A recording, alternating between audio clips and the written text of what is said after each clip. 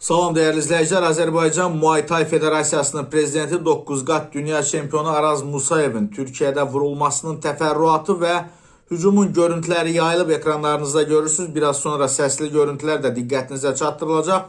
Oxazın məlumatına görə Türkiyənin Antalya şəhərində keçirilən dünya çempionatına Azərbaycandan 14 nəfərlik heyət qatılıb və bu heyətə Araz Musayev başçılıq edib. Dünən keçirilən görüşdə Azərbaycan yığma komandasının üzvü yarım finala yüksəlib. Bugün, yəni mayın 28-də günorta saatlarında keçirilən yarışda Araz Musayevlə Türkiyəli idmançı arasında mübahisə yaranıb.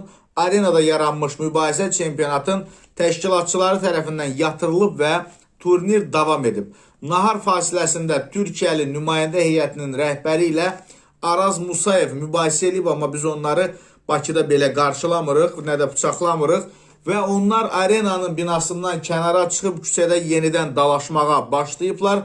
Hadisə nəticəsində Araz Musayev kürək nahiyəsindən bıçaqlanıb, o təcili xəstəxanaya çatdırılaraq əməliyyat olunub və hazırda Araz Musayevin səhhəti sabit ağır qiymətləndirilir.